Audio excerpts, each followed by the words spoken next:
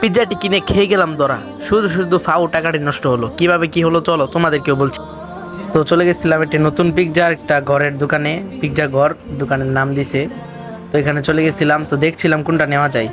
তারপর অর্ডার দিয়ে দিই আমি চিকেন চিজ পিৎজা 299 টাকা, মানে 300 টাকা নিবে। তো কাকে বললাম এটা বানিয়ে দেন, কাকা বললো একটু লেট হবে 15 মিনিট। তারপর আর কি বলবো, কাকারে বললাম 2টা চা দেন তাহলে, মালাই চা। চাচা বললো মালাই চা নাই, তোমরা খাও রেগুলার চা, খুব ভালো লাগবে। চাচা দুইজনকে 2টা দিল, আমার কাকু আর আমি মিলে চাটা নিলাম। চলেন এখন টেস্ট করা যায় কেমন লাগে। তো ভালোই লাগলো, আমি খেয়ে দেখলাম রেগুলার চা ভালোই লেগেছে। আরেকদিন মালাই চা টেস্ট করতে হবে। আপনারা এখানে আসলে খুব কম বাজেটের মধ্যে এগুলো সংগ্রহ করতে পারবেন। আমি মোটা দেখাচ্ছি আপনাদেরকে, দেখেন এই যে স্টুডেন্ট পিৎজা, তারপরে চিকেন চিজ পিৎজা আমরা যেটা অর্ডার করছি 9 ইঞ্চ অর্ডার করছি আমরা 299 টাকা, 300 টাকা যেটা অর্ডার। তো এদিকে চাচা কিন্তু আমাদের পিৎজাটা বানিয়ে ফেললো, পিৎজাটা বক্সে ভরে দিল আমাদেরকে। এখন আমরা নিয়ে চলে যাচ্ছি কাকুর হাতে পিৎজাটা। তো এটার লোকেশনটা আপনাদেরকে আমি বলে দেই।